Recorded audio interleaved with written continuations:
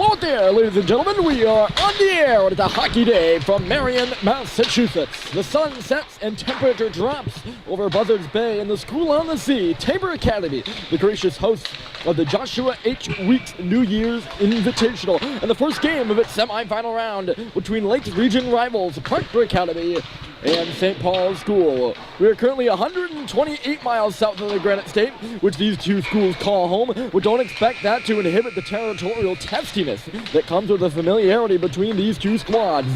The Hornets and Pelicans have already met once this year in Andover, New Hampshire, with Proctor winning 4-2 at home. Nate Chickering's power play marker late in the second period served to be the game winner in that one, and Troy Ladka's empty netter sealed the victory for Proctor and began their 4-game winning streak. In the last 10 years, though, St. Paul's has held the edge with 5 wins and 2 losses versus Proctor. I mentioned earlier, this is the semifinal round of the tournament, which leaves it open for you to figure out that there was a quarterfinal round earlier this morning. In those games, it was St. Paul's taking on Winchendon here at Tabor. St. Paul's came away with a 4-0 win there, with Max Dumas getting the game winner, the first goal of the game, and his first of the season over at Gallo Arena in Bourne, Massachusetts, which is being used as a secondary place of play in the tournament. Proctor beat Pomfret 3-0. Miles Abbott, the game winner there. Both goaltenders that are starting tonight. The goaltender for St. Paul's starting tonight had a shutout this morning. That would be Andy Barron. And he made 20 stops against the Winchendon Wapatai. I thought that Cole Chingers was going to get the call. He started this morning for Proctor and made 25 saves versus Pomfret, but instead it is Michael Gilliman, who has played 3 games thus far this season. Not to start it, that would be Chingris. But he will get to go here in the second game of the tournament for Mike Walsh and the Proctor squad. Proctor will be skating from left to right. By the way, as we're underway here, they're wearing green, and picking up the puck is Kevin Craig. It'll go quickly out of play. So Proctor's wearing green, and St. Paul's is wearing right. St. Paul's from right to left, and Proctor from left to right. I was a little bit slow getting to that. An interesting color versus color matchup here at Travis Roy Arena. You don't see that often.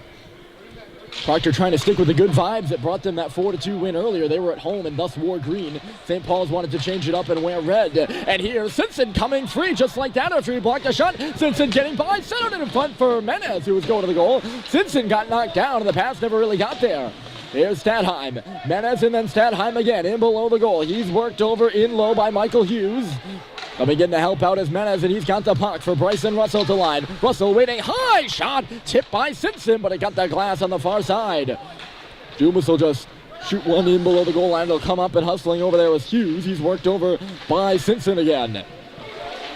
Chickering up the wall, and then Ladka will take it out to center. He's bumped by Stadheim, but it's shot in. Played up by Barron all the way out at center. It took an odd hop off the wall and went towards the far post, or the near post, I should say, after Barron came out of the net to stop it. Russell reverses. Proctor was extremely aggressive in the early 2 periods. So hold on a moment. Here comes Sacklad. Getting all over him is Porter. Sacklad still along the wall. He'll go in low for Flinton. Here's Cooper Flynn up top. Curling. It got away from Russell. Look out. Cooper Rice is putting some pressure on in neutral territory. Russell got away from that, and coming in further is Flinton. But St. Paul's is offside. So as you can tell here in the early 1.5 minutes or so, feverish pace to start this high game. That's the way it was for the first 2 periods up at Proctor. You'll see the Hornets be very aggressive on the forecheck, as they were for at least the beginning half of the earlier game this season. They'll have a 2-man forecheck, and they will be up there and into the play, putting pressure on the St. Paul's defenders who are handling the puck. That's the way it was, and just based off of what we saw here in the last 90 seconds, I think you can expect the same. Here's Flint with the giveaway, centered it back in front, but it was behind John Sacklad, who was all alone between the hashes. Turning it the other way is Cam Joslin up the left side. Joslin, Sullivan pushing him to the board with a little bit of whack. In the middle, faster. Stop by Barron. Miles Abbott came down the slot. The puck is still loose. That's a dangerous man to leave wide open in the slot. Miles Abbott coming. I don't know if he was coming off the bench. It didn't look like it as he was coming in the left side of the play across that far face-off circle. But he was all alone and got a good shot on Barron about mid-length, or mid-high, I should say. But the hip area, Barron went down to make a good save. Centered in front again, right on the stick of Malcolm Bussey. He'll give with James Orn, and they'll hustle out to center, 2-on-2. Orn stopping up inside the line abruptly. Chris Sullivan was watching him up on the right side. Up off the glass, gloving it down is Harrison Sweet. Loose there for Schubert, jarred away from him, and he'll have to go back for it. Schubert, and then the captain McElhinney for Harrison Sweet once more. Sweet, Bussey in neutral territory, trying to give it back to Sweet, so it's Orn picking it up. Looking around there was Ronan Walsh. He's the leading scorer for the Hornets. Outside the line as he picked that puck up was Jack Swarbrick, so Proctor could not move any further, and instead St. Paul's in the offensive end. Orn is forechecking as it pushed by David Netburn to Sullivan, and then up and ahead. Here's Donnie McNeil cutting right side. McNeil trying to drive in, settled it back in front, but all tied up with Swarbrick. Shot off the wall now coming. There's a rebound at the side of the goal. Tuvin coming through there, as I believe that was Netburn who let it go. And then went right after his rebound. There was one there for a moment, but not particularly long, and that's why we have the stoppage. St. Paul's won the defensive zone, drawing a crisp pass from Simpson, and Menez is coming away. Menez is hauled down. That'll be a penalty. Going to the box here in a minute will be Bryson Martin for a trick, no less. Or not no less. Sure, no less. Why not? No less, no more. And no questions about that one either. Martin is shaking his head. I'm not sure why. He doesn't like the call, but nonetheless, it's 20 green for a trip. And St. Paul's will get their first opportunity on the power play. I went 0 for 3 this morning versus Winchendon. A quick tip out here. Here goes Abbott, 2-on-1. Holliday's the only guy back. Going to the goal here is Swarbrick. He tried to swing it back door for Abbott, but he was already behind the cage. Halliday not a defender on the play. He's a forward. As McElhinney got caught somewhere in the play, the puck just got chipped by him. And a little bit of a awkwardly played 2-on-1 there by Halliday, who's not used to being in that situation as the fourth line center for St. Paul's. Nonetheless, he does his job and the puck stays out of the net. St. Paul's looking to get set up here on the power play. They're 19-minute penalties because the 15-minute periods here at the tournament trying to hustle things along, if you understand that. Try to get as many games in as possible in one day. They do a great job here at Tabor, wonderful hosts, and they have this tournament running like a well-oiled machine. 27 seconds left to go in the penalty to Martin. Here's Dumas' shot. Rebound was there, hard in front, or working hard in front. Is Menez so hard he falls down, and exchanging a couple of words with Proctor captain Kevin Craig before the two of them get up and skate off.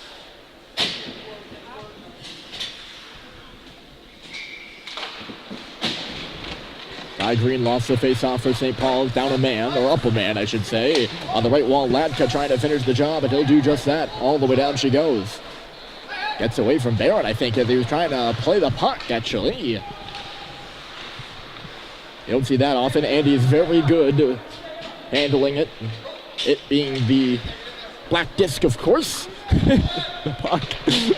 There's Sacklad with the tip. It's not going to make it for icing. He was immediately waved off by the official. Let's move across here to TJ Beaver on the right side. He'll skate it into the zone. Lost control of it as he hit the blue line. And instead it's Bryson Russell, the defender for St. Paul's. Pinned into the boards by Beaver. It'll come up the wall, and Sacklad had it just go out of his reach. Ladka, backhander. Sacklad again. It'll just trickle out. There's Junior Delgado right up the middle of the ice. Missed everybody. And we'll go down wide of Andy Barron for icing. Initially, I thought it was going to go in on goal. Nonetheless, a stoppage here with 9:33 to play, and the face-off is coming down to the left.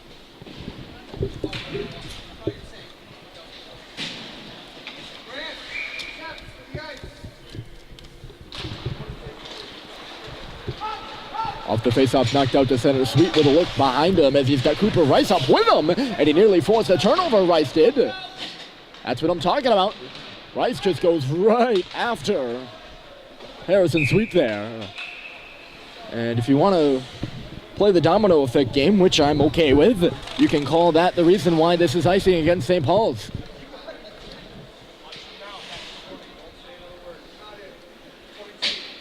We're going to have a penalty on the play. I must have been behind because I missed it. Unhappy about the call is Tabor, I believe. And he was chatting with the official about the call. He's going to go to the box, and this is going to be a St. Paul's power play once again. I don't know why this faceoff is in the SPSN, though. It's a Proctor penalty. Tabor for elbowing. And it shouldn't matter whether there was an icing call on the play or not. It should be in the St. Paul's offensive end, and they're going to get the call right. I don't know why they thought the faceoff would stay. There was an icing on the play, and that's what I called initially.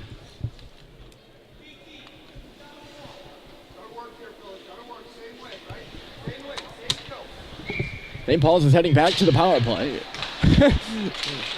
I was trying to work out in my mind what the ruling was, because hold on a second. Here's Macklin with some space and a good stop there by Gillerman. Trying to work out why they would have it in the St. Paul's end. There is some youth hockey rules that have it that way, but this isn't youth hockey, as you can probably tell by the size of these guys. In case you just tuned in by chance. There's Abbott swirling with it, and it's knocked out to center. Torres, or sorry, that would be Swarbrick. Why can get further? Barron left it in behind the goal, and now it's Swarbrick. Jack Swarbrick just going to leave it for Netburn out in neutral territory, who shoots it the length of the ice. It again just gets away from Barron, who's out of his net to stop it, and Halliday was all tied up by an oncoming Abbott, who's wreaking havoc in below the St. Paul's net, below the icing line there. Randy Barron just having trouble playing the puck right now, which is usually not in character for him. Here's Simpson onside. Eric Simpson up top. Max Dumas. Shot goes off a stick and into the corner. That's Stadheim 2-on-1 down low for St. Paul's. And it's Owen Stadheim for Julian Menez. Back for Stadheim along the wall. Up top now it's JT Halliday. Right point. Wrister. Sorry, that's a slapper. You can see that. Just went wide. That's a little wrister, and that's one that'll do the job. Chris Sullivan from his knees, and all the way down she goes. Right up there is Connor Joslin. He's out there with his brother Cam killing the penalty right now, and they're going to get coordinated. As St. Paul's gets the indirect out to center, and it's Flinton in the middle. John Sacklad left it at the line. Flinton right back there, but he missed Sacklad. It's just lofted to the opposing blue where McElhinney takes it. Right side for Sacklad. He's going to skate it himself after getting cries from the bench to do that. Craig reversing it up the wall, and here's Chickering. Chickering, right side, nice feed for Walsh. Walsh trying to go inside on Russell. Russell went down, and Walsh lost the puck, but Proctor is still on it. Shot from the line, it's tipped in front. Loose between the hashes, Flinton knocks it up, and Sacklad can't finish the job at the blue line. Chickering had it for a moment, and now St. Paul's will skate away. It's Ty Green on the left side. Green cutting in, he shoots, save is made, rebound, sale. They knock away at it, and it was stopped by Gillerman twice. And now quickly the other way, here we go. It's Troy Ladka, right side, Ladka with a shot, turned aside by Barron. Rebound to the boards. That's Ronan Walsh. Walsh working closer and closer to us. He cycled it back in low for Ladka. Ladka waiting. He's trying to feed it to the D-man sneaking in. That was Kevin Craig on the left side of your screen. Instead it's Ladka again after the pass. After the pass, never really made it there. Another pass got redirected nearly right on the stick of Ladka. Was open again. Nate Chickering. Good cycle here by Proctor. They've got St. Paul's hemmed right now. Green up off the glass, and it's James Orn who's going to take it. Gains the red line and shoots it in. He's at the beginning of his shift, but most of his teammates on the ice were at the end of theirs, so St. Paul's gets the change. Unable to hold the puck in the offensive zone, though, and here goes Kevin Craig. Kevin Craig getting free, settled it in front, stopped by Barron. Loose puck there. It's in the crease, and Barron stabs it away with a blocker hand. close call in the blue paint. It was a fire drill down there for a moment. That puck came out, and Proctor's going to have to regroup. Holy cow. His puck will make it to James Orrin, only barely, though. His shot was blocked by Junior Delgado into the corner. It's Orrin again. He's going to do the wraparound and send it through the crease and out the other side. Quite a few moments here without a whistle as we go back and forth, and now it's Cooper Rice carrying the puck. Both teams doing a lot of carrying the puck through the neutral zone rather than passing or dumping, especially for Proctor. Orrin cannot get this puck deep, and that will draw wrath from his coach Dan Murphy on the bench as Proctor has some space to get this puck in front of the net, and unable to corral the pass was Laracy. Look at Russell up in the play. He took a high hit there and broke Delgado's stick, and Russell is down. He's up now as the whistle blows. He actually took the stick out of the hands of Delgado along the wall. That was not a good looking play. Just inside the Proctor blue line. I do think Delgado got that hit up high on Russell. We saw it called this morning. I didn't take another look at it, actually. I said on the broadcast I would. Here's Donnie McNeil left side. Good poke over there, though, by the defenseman Sullivan. At center on the receiving end of the pass is Culver. Culver cutting left. He got a shot right on. The rebound was there. And diving on his Proctor crest is Gellerman. But yes, we saw the penalty call this morning. Malcolm Bussey was penalized for a rough and was told the hit was just a bit too high by the officials right below us. And I thought it was interesting. It's not something you see very often. Vincent tried to shoot it to the goal, never really made it there. I think he fanned. Maybe the proper descriptor. This puck is going to go down the ice. Proctor goaltender Michael Gellerman. So far, in 3 games played, he's played Brewster, Vermont Academy, and Holderness. Wins in each of them, so he's 3-0. A 3.33 goals against average and an .897 save percentage. So you have his numbers here as he comes into his 4th start so far this season. Puck battle right between the hashes or above the hashes, and Donnie McNeil wins it and takes the profits. He's shoved to the ice, though, by Menes, who lost that battle. Good little pass there from Stadheim. That'll start away Simpson. He'll shoot it up off the boards, and Sullivan is there first. Jake Sullivan takes the hit, but shoots it in behind the goal. That's Simpson trying to break through with it. Good stick in low by Chris Sullivan. 2 different Sullivans on the ice. The right defenseman for St. Paul's, Jake Sullivan, and the right defenseman for Proctor, Chris Sullivan.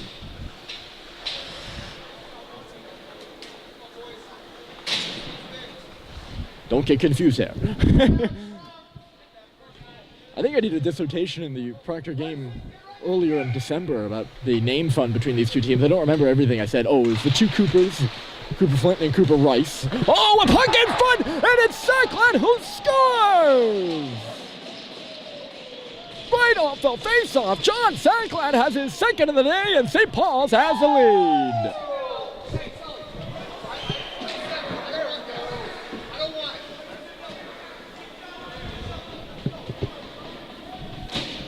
Mike Walsh down to our left is irate about Sackland's celebration.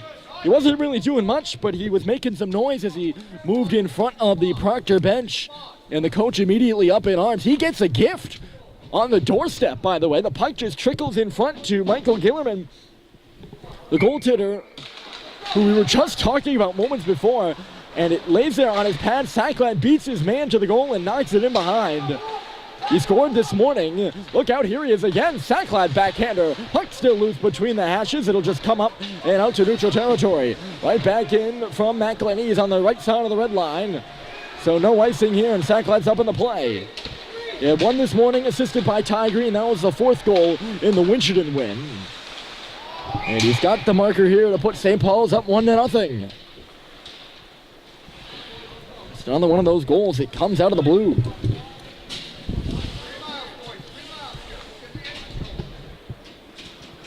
And all of a sudden, that Proctor bench, usually benches go quiet, and coaches go quiet when they go down a couple of goals, but they are pretty noisy right now. Russell was hit behind the play, but got the backhander up and ahead for Orn. Officials rule that is not a late play, and we continue as Hughes is clunked in front of the Proctor bench by Bussey. And I say clunked because that is the sound it made. Their shoulder pads or helmets maybe collided, and it was like a big clunk down to our left. Hughes clunked again. It's Craig up the left side for Miles Abbott. He's standing still right now, being told to move, but coming across to cut him off is Bussey. Bussey could not find the indirect. It kicks off of Schubert. He's got some space. Joe Schubert by himself takes the wrister. Rebound goes to the wall for Dumas, sending it back in there. And Geilerman will just guide that to the wall. Simpson applied some pressure, but Abbott got free. Stepping up here is Russell, avoiding a hit again. Official's arm went up and then went right back down. So no penalty on the play. And breaking in is Beaver. Stick got up on him, and now we will have a penalty. Maybe it wasn't a stick. I think it was an arm. And rather than Russell drawing the penalty, it'll be Red taking the penalty.